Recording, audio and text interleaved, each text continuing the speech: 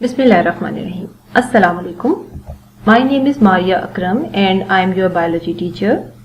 And today we are going to study about very important topic of first chapter, that is biology and service of mankind. Dear students, as you all know, biology is not just the study of living organism. Biology is playing very important role in helping mankind in many ways, like it increases food production, it is involved in combating diseases, and it is also playing a role in protecting and conserving environment. Biological advances in the field of food production and medicine has resulted in high standard of living. अगर हम food production की बात करें, we have developed such type of plant and animal varieties which give us more production. Such varieties are disease resistant and have more nutritional values. If you talk about role of biology in the field of medicines, तो आपको पता है कि we have developed vaccines for different harmful diseases. We have developed vaccines for mumps, measles, whooping cough, polio and hepatitis B. इसके अलावा different types की antibiotics बनाई गई हैं, ह्यूमन ग्रोथ हार्मोन्स और एंटीवायरल प्रोटीन्स पे भी काम हो रहा है और बहुत अच्छी वैरायटीज इनकी भी प्रोड्यूस हो रही हैं.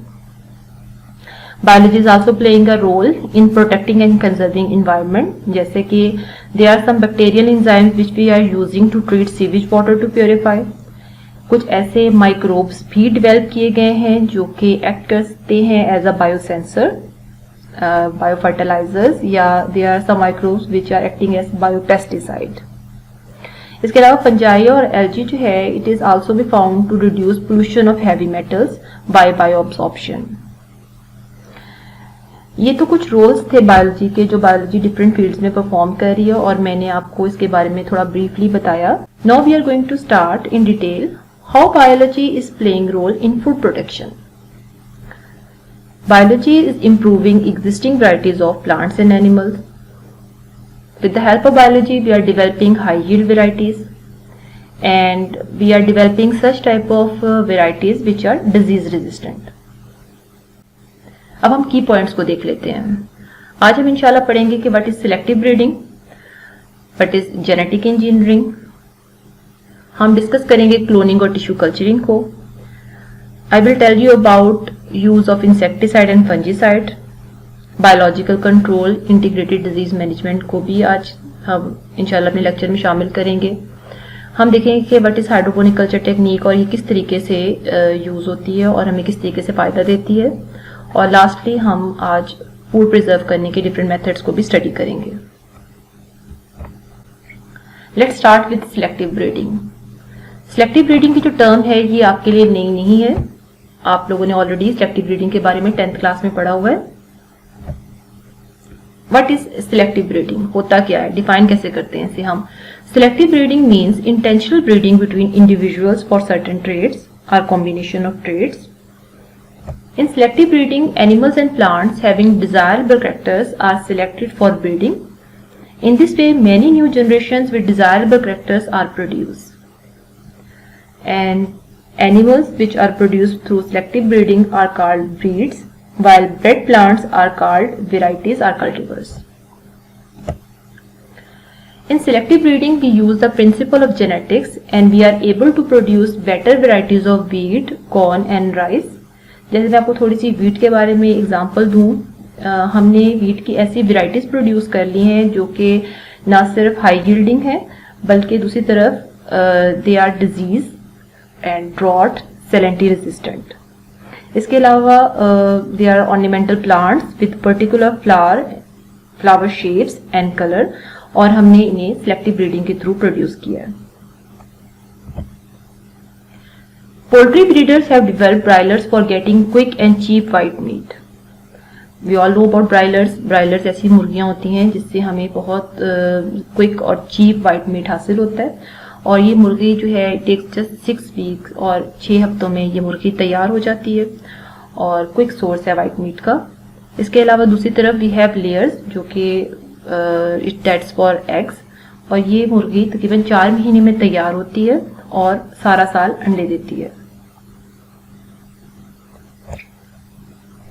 इसके अलावा सिलेक्टिव ब्रीडिंग के थ्रू हमने शीप की ऐसी वैरायटीज प्रोड्यूस कर ली हैं जो कि ज़्यादा वूल प्रोड्यूस करती हैं। ऐसी काउ है जिसका मिल्क प्रोडक्शन रेट बहुत ज़्यादा है। We have developed such type of goats जो कि बहुत ज़्यादा गोश्त पैदा करती हैं। इसके अलावा आप लोगों ने नीली रावी नस्ल की गाय के बारे में भी सुना हुआ है। ये गायें जो है it is famous all over the world for the milk production, और ये भी सिलेक्टिव ब्रीडिंग के थ्रू ही प्रोड्यूस की गई है। Our next point is genetic engineering. Genetic engineering में हम करते क्या है, we basically alter the basic ones. हर ऑर्गेनिज्म का एक खास स्पेसिफिक जेनेटिक मेकअप होता है, और जेनेटिक इंजीनियरिंग में हम ये करते हैं कि उस ऑर्गेनिज्म का जेनेटिक मेकअप को हम चेंज कर देते हैं bye inserting a foreign DNA. और फॉरेन डीएनए के इंसर्ट करने से उस ऑर्गेनिज्म में क्वालिटीज पैदा हो जाती हैं कि वो ऐसी प्रोडक्ट्स को प्रोड्यूस करना शुरू करता है जो वो पहले प्रोड्यूस नहीं कर सकता था। Genes for disease resistance and other desirable characters are introduced into the plants using genetic engineering.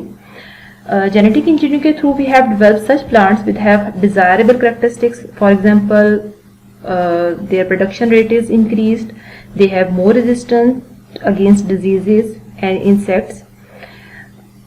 Genetic engineering के थ्रू पैदा होने वाली जो फसलें हैं काश्तकारों के लिए बहुत ज़्यादा फायदे का बायस होती हैं, क्योंकि एक तरफ तो इनकी पैदावार बहुत ज़्यादा है, जबकि दूसरी तरफ चूंकि ये इंसेक्ट और पेस्ट रेजिस्टेंट होती हैं तो हमें फिर कुछ और ज़रूरत नहीं होती कि हम मज़ीद कुछ स्प्रेज, इंसेक्टिसाइड या पेस्टिसाइड खरीदें और फसलों के ऊपर अप्लाई करें।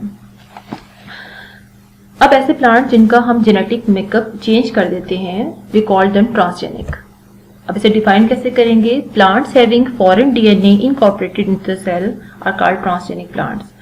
अब ट्रांसजेनिक प्लांट्स में होता क्या है कि उस ऑर्गेनिज्म का, उस प्लांट का जो अपना डीएनए होता है उसको हम रिमूव कर देते हैं और उसकी जगह हम अपनी पसंद का कोई फॉरेन डीएनए इनकॉर्पोरेट करते हैं, जिसके नतीजे में वो प्लांट उस डीएनए के अकॉर्डिंगली काम करेगा जो उसकी बॉडी में इंसर्ट कर दिया गया। ट्रांसजेनिक प्लांट्स जो होते हैं वो फिर कुछ ऐसी प्रोडक्ट्स बनाना शुरू करते हैं जो हमारे इंसानों के लिए बहुत फायदे का बायस हैं, जैसे कि ट्रांसजेनिक प्लांट से पैदा होने वाले ह्यूमन ग्रोथ हार्मोन्स का मैं जिक्र करना चाहूँगी। कुछ ऐसे प्लांट्स बना लिए गए हैं जो कि ह्यूमन ग्रोथ हार्मोन्स प्रोड्यूस करते हैं। दे आर सब प्लांट्स वर प्रोड्यूसिंग क्लॉटिंग फैक्टर्स, और इसके अलावा कुछ ऐसे भी हैं जो कि एंटीबॉडीज प्रोड्यूस कर रहे हैं। इसी जेनेटिक इंजीनियरिंग की टेक्निक को यूज करते हुए हमने ऐसे सोयाबीन प्रोड्यूस कर लिए जो कि हर्बिसाइड रेजिस्टेंस है। कॉर्न की वैरायटीज है जो कि कोई खतरा नहीं उन्हें इंसेक्ट से, because they are insect resistant. और इसके अलावा किनोला के ऊपर काम करके हमने उसको जेनेटिकली अल्टर्ड करके उसकी फैटी एसिड की कंपोजिशन को चेंज कर दिया। सिर्फ ट्रांसजेनिक प्लांट्स ही नहीं बनते जेनेटिक इंजीनियरिंग की टेक्निक को यूज करके, we have made transgenic animals, और इसके अलावा ट्रांसजेनिक बैक्टीरियाज भी बन होते हैं। और ट्रांसजेनिक एनिमल्स जो हैं उसमें हमने डिफरेंट टाइप की कॉज को, माइस को और गॉड्स को जेनेटिकली चेंज किया, और now we can get medicine through their milk, blood and urine. इसके अलावा ह्यूमन इंसुलिन जो जीन है we transfer it into the bacteria, और dead bacteria become genetically modified, और वो फिर इंसुलिन प्रोड्यूस करना शुरू कर देता है उस जीन की वजह से जो उसके अंदर हमने इंसर्ट किया है, और इस तरीके से डायबिटिक पेशेंट्स को इंसुलिन मिल सकती है।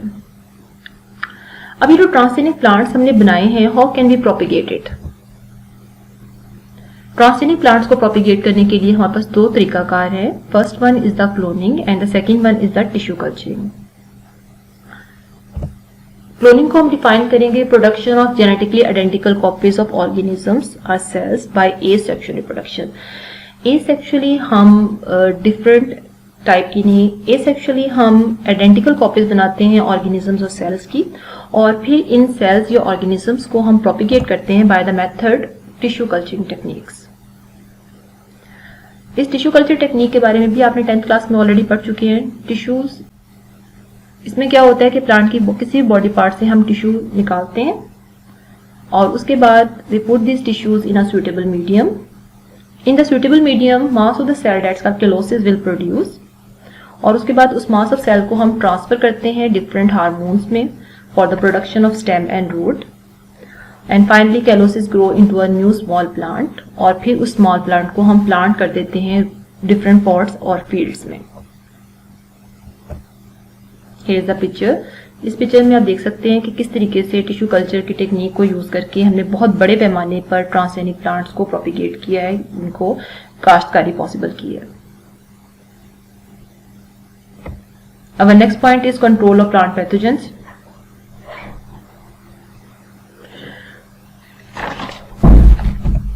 Plant pathogenic fungi and insect pest of crops which weakens the plant and reduce yield control by using fungicide and insecticide.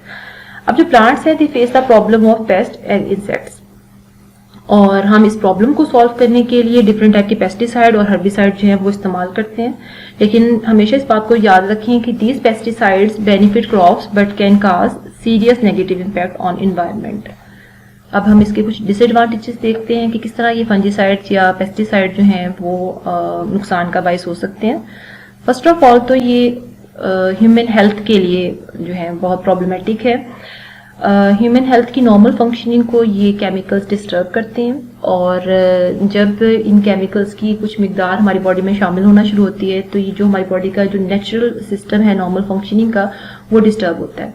और मैं आपको ये भी बताना चाहती हूँ कि ये हमारी बॉडी की नॉर्मल फंक्शनिंग को कितना डिस्टर्ब करेगा डिपेंड करता है कि इन केमिकल्स की कितनी मिकदार हमारी बॉडी के अंदर जा चुकी है। सेकेंडली ये इन्वायरमेंटल पोल्यूशन का काज बनती हैं, क्योंकि जो स्प्रेज हम करते हैं it in cause air pollution. इसके अलावा जो पेस्टिसाइड्स होते हैं दे secretes into the soil and enters into the underground water, and once they enter into the underground water तो it means कि it enter into the drinking water, तो फिर वो पानी जो है वो इतना पीने के काबिल तो नहीं रहता। इसके अलावा if the pesticide enter into the water bodies, like कि अगर ये पेस्टिसाइड किसी भी तरीकाकार से वाटर बॉडीज में एंटर हो गए हैं, किसी दरिया नदी नाले में एंटर हो गए हैं, तो वहाँ पे जो एक्वेटिक लाइफ है उसको डिस्टर्ब करेंगे by changing the pH of the water, या फिर उसकी जो केमिकल कंपोजिशन है उसको चेंज करेंगे। और इसका जो लास्ट पॉइंट है, जो लास्ट डिसएडवांटेज है वो है कि इंसेक्ट्स जो हैं दे बिकम रेजिस्टेंट। अब होता क्या है कि किसी भी इंसेक्ट को कंट्रोल करने के लिए वी यूज इंसेक्टिसाइड, और कुछ अरसे तक तो वो इंसेक्टिसाइड जो है उस इंसेक्ट के लिए ठीक रहेगा और उसको कंट्रोल कर लेगा, लेकिन आफ्टर सम टाइम उस इंसेक्टिसाइड का उस इंसेक्ट के ऊपर जो इफेक्ट है वो कम हो जाएगा, क्योंकि इंसेक्ट्स के अंदर नेचुरली ये एबिलिटी होती है कि वो अपने अंदर रेजिस्टेंस प्रोड्यूस कर लेते हैं। और फिर क्या होता है कि हमें पहले से भी ज़्यादा स्ट्रॉन्ग और पावरफुल किस्म का इंसेक्टिसाइड बनाना पड़ता है ताकि उस स्पेसिफिक इंसेक्ट को कंट्रोल किया जा सके। यही वजह है कि with the passage of time, क्योंकि इंसेक्ट जो हैं वो रेजिस्टेंट हो रहे हैं डिफरेंट टाइप के इंसेक्टिसाइड्स से, तो हमें बहुत ज़्यादा स्ट्रॉन्ग और बहुत ज़्यादा पावरफुल किस्म के इंसेक्टिसाइड्स जो हैं हमने बना लिए हैं, जो कि उन इंसेक्ट्स के लिए तो काम अच्छा करते हैं लेकिन वो ह्यूमन हेल्थ के लिए इतने अच्छे नहीं हैं। Our next point is biological control. Biological control is a specific strategy. इसको हम डिफाइन करेंगे, use of living organism to control pest. और ये जो these living organisms हैं, these living organisms either compete with them or eat them. So it's kind of natural pest management. और इसके कुछ फायदे भी हैं। पहली बात तो ये है कि it has a long term solution of pest problem, और दूसरा it has no effect on environment. इसकी एग्जांपल्स देख लेते हैं। Aphid that attacks walnut tree is being controlled biologically by a wasp that parasitize aphid. अब aphid जो है ये डिफरेंट प्लांट्स को अटैक करता है, और जब ये वॉलनट ट्री को इफेक्ट करता है तो उसकी प्रोडक्शन रेट को भी इफेक्ट कर सकता है। तो फिर हम वेस्प उस ट्रीज पे छोड़ देते हैं जो कि उस एफिड को पैरासाइटाइज कर देते हैं। Secondly, some bacteria are also used as a biopesticide. Our next point is integrated disease management. जिस तरह इंसानों की बहुत सी बीमारियां हैं, जानवरों की बहुत सी बीमारियां हैं, इस तरह पौधों की भी बहुत सारी बीमारियां हैं, और हमें देखना ये होता है कि हम कौन से रेलिवेंट या अप्रोप्रिएट मेथड यूज करें ताकि हम उन बीमारियों से बच सकें। ठीक है, पहले तो हम उन बीमारियों से बचने के लिए जरूरी ये होता है कि हम तो पहले प्रिवेंटिव मेजर्स ले लें, ताकि वो उस बीमारी को हम होने ही ना दें और उसे होने से हम रोक लें। और सेकेंडली अगर वो बीमारी हो जाए तो फिर हम ये देखते हैं कि डिफरेंट स्ट्रैटेजीज यूज करते हैं ताकि उस स्पेसिफिक ऑर्गेनिज्म को उस बीमारी से महफूज किया जा सके। इंटीग्रेटेड डिजीज मैनेजमेंट में हम यही पढ़ते हैं कि किस तरीकाकार से इफेक्टिवली हम किसी भी डिजास्टर्स डिजीज को कंट्रोल करें, और हम इस टॉपिक में स्पेसिफिकली प्लांट्स के बारे में पढ़ेंगे कि किस तरीकाकार से हम पौधों की खास बीमारियों को कंट्रोल कर सकते हैं और उनसे पौधों को बचा सकते हैं। तो हम इसे डिफाइन करेंगे, effective control of a particular disasters disease and all the common diseases of plant can be achieved by using all relevant appropriate methods of disease control. Such an approach of disease control is called integrated disease management. Our next point is hydroponic culture technique. Soil is a complex medium. So if we need to know which nutrient is essential for plant or not, then we use this method. और इस technique में करते क्या है, plants are grown in irrigated water to which nutrient, mineral, salts have been added. अब करते क्या है कि प्लांट्स में हम प्लांट्स को ऐसे पानी में ग्रो करते हैं जिसमें पहले तो ऑक्सीजन होती है, इसके अलावा उसमें बहुत सारे न्यूट्रिएंट्स, मिनरल्स और सॉल्ट्स की क्वांटिटी होती है, ताकि हम चेक कर सकें कि which nutrients are essential for plant और कौन से ऐसे न्यूट्रिएंट्स हैं जिसके बगैर भी गुजारा हो जाता है। अब हमने पहले कहीं पढ़ा हुआ है कि देयर आर सम न्यूट्रिएंट्स जिनकी अगर डेफिशिएंसी हो जाए प्लांट्स को तो फिर प्लांट्स की ग्रोथ प्रॉपर नहीं होती, उनमें जो उनकी यील्डिंग है उस पर बड़ा इफेक्ट होता है, और इसके अलावा उनके पत्ते जो हैं वो पीले हो जाते हैं। तो हम इस टेक्निक से पता कर सकते हैं कि कौन से ऐसे न्यूट्रिएंट्स हैं जिनकी अवेलेबिलिटी से पौधे इन तमाम प्रॉब्लम से बच सकते हैं, या कौन से ऐसे न्यूट्रिएंट्स हैं जिनको अगर हम प्लांट्स को प्रोवाइड कर दें तो फिर उनकी जो ग्रोथ है वो ज़्यादा बेहतर हो सकती है। तो इसके एडवांटेजेस क्या हैं? To test with certain nutrients is essential for plant और not, and second advantage is astronauts में use it for growing vegetables in space. वैसे तो ये मेथड आम फिजिबल नहीं है, ज़्यादातर इसे एस्ट्रोनॉट्स ही यूज करते हैं स्पेस में वेजिटेबल्स को ग्रो करने के लिए। अब इसकी डायग्राम देखते हैं। यहाँ पे आप देख रहे हैं कि they are plants which we are growing in aerated water, और पानी के अंदर ऑक्सीजन जो है वो प्रोवाइड की गई है बाय एयर पंप, और इसके अलावा इस पानी में बहुत सारी तरह के न्यूट्रिएंट और सॉल्ट भी ऐड किए गए हैं ताकि इस प्लांट को प्रॉपरली चेक किया जा सके कि प्लांट्स को कौन सी न्यूट्रिएंट्स की नीड है और उस न्यूट्रिएंट्स कौन से ऐसे न्यूट्रिएंट्स हैं जो कि पौधे को की बेटर ग्रोथ के लिए जो है इन्वॉल्व हैं। ये भी एक पिक्चर है जिसमें हाइड्रोपोनिक कल्चर टेक्निक को देखा जा सकता है कि किस तरीके से डिफरेंट टाइप की जो वेजिटेबल्स हैं उनको ग्रो किया जा सकता है।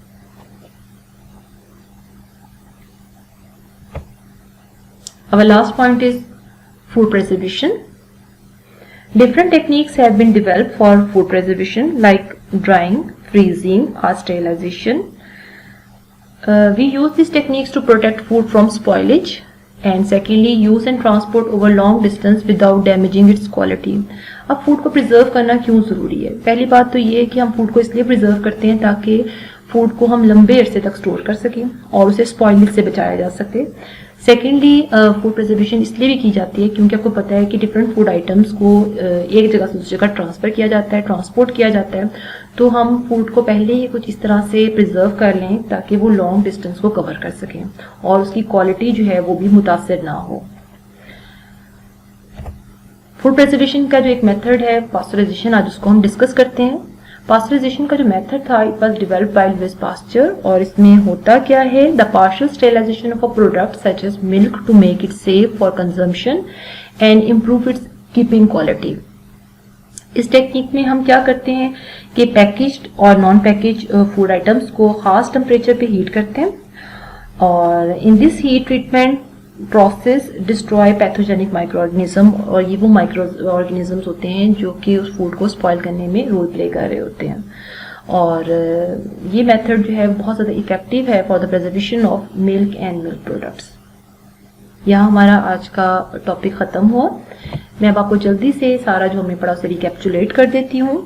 Today we studied about selective breeding. Selective breeding was intentional breeding between individuals for certain traits और कैरेक्टर्स, जिसकी वजह से हमें ऐसे पौधे, ऐसे क्रॉप्स और ऐसे एनिमल्स प्रोड्यूस किए हैं जो ज़्यादा बेटर क्वालिटीज़ के मालिक थे।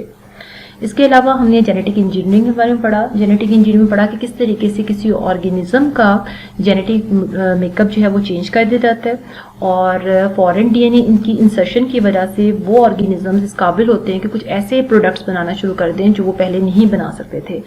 I give you the examples of plant, जिसके अंदर हमने पढ़ा कि डिफरेंट टाइप के वो जो ग्रोथ हार्मोन्स प्रोड्यूस कर रहे हैं या एंटीबॉडीज प्रोड्यूस कर रहे हैं। और मैंने आपको ये भी बताया कि किस तरीके से जो एनिमल्स हैं वैसे बनाए गए हैं जिनकी मिल्क से, यूरिन से हम मेडिसिन प्रोड्यूस कर रहे हैं। ट्रांसजेनिक जो प्लांट्स हैं उनको हम प्रोपिगेट करने के लिए 2 मेथड्स यूज़ करते हैं। First one was the cloning and the second one was the tissue culturing. हमने ये भी पढ़ा कि जो क्लोनिंग के मेथड से हम आइडेंटिकल सेल्स या ऑर्गेनिज्म बनाते हैं उनको हम फर्दर प्रोपिगेट करने के लिए टिश्यू कल्चरिंग टेक्निक्स जो है वो यूज़ करते हैं।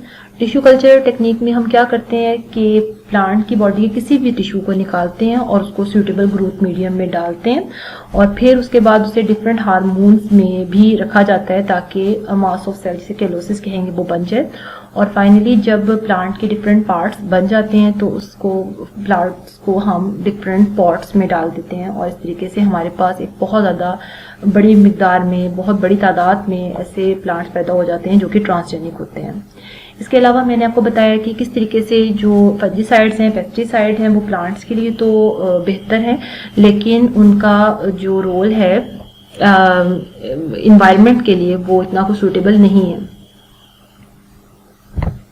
इसके अलावा आज हमने ये भी स्टडी किया कि किस तरीके से लिविंग ऑर्गेनिजम्स को यूज़ करते हैं हम इंसेक्ट्स के खिलाफ, और इसमें हमने एफिड की एग्जांपल भी देखी और साथ बैक्टीरिया के बारे में भी देखा कि बैक्टीरिया भी एक्ट करता है ऐसा बायोलॉजिकल कंट्रोल में इम्पोर्टेंट रोल प्ले करता है। इंटीग्रेटेड डिजीज मैनेजमेंट की भी बात की आज हमने कि किस तरीके से कौन से अप्रोप्रिएट और रेलिवेंट मेथड्स हम इस्तेमाल कर सकते हैं ताकि पौधों को डिफरेंट बीमारियों से महफूज रख सकें। इसके अलावा हाइड्रोपोनिक कल्चर टेक्निक में भी देखा कि किस तरीके से देखा जाता है कि कौन सी न्यूट्रिएंट जो है प्लांट्स के लिए ज़रूरी हैं और इस तरीकाकार में हम पौधों को ऐसे पानी में ग्रो करते हैं जिसमें ऑक्सीजन भी अवेलेबल होता है, सॉल्ट्स और मिनरल्स भी होते हैं। और ये वाला मेथड हाइड्रोपोनिक कल्चर टेक्निक का ज़्यादातर एस्ट्रोनॉट्स यूज़ करते हैं स्पेस में क्रॉप प्रोड्यूस करने के लिए। और लास्ट हमारा पॉइंट था कि हम फूड को किस तरीकाकार से प्रिजर्व कर सकते हैं। हम डिफरेंट मेथड्स के बारे में बात की जिसमें स्टेरिलाइजेशन का था, ड्राइंग का था और फ्रीजिंग मेथड था, और हमने डिटेल डिस्कशन की अबाउट पास्चराइजेशन। पास्चराइजेशन वो मेथड है जिसके अंदर हम पैकेज और नॉन पैकेज फूड आइटम्स को खास टेम्परेचर पे हीट करते हैं और इस हीट ट्रीटमेंट की वजह से जो पैथोजेनिक माइक्रो ऑर्गेनिजम्स हैं उन पे इफेक्ट होता है और फिर वो इस तरीकाकार से जो मिल्क प्रोडक्ट्स हैं या मिल्क है उसको हम लंबे टाइम के लिए प्रिजर्व कर सकते हैं। यहाँ हमारा आज का टॉपिक ख़त्म हुआ। आई होप कि आपको इस टॉपिक की समझ आई है। Thank you for listening. अपना बहुत सा ख्याल रखिएगा। अल्लाह हाफिज़।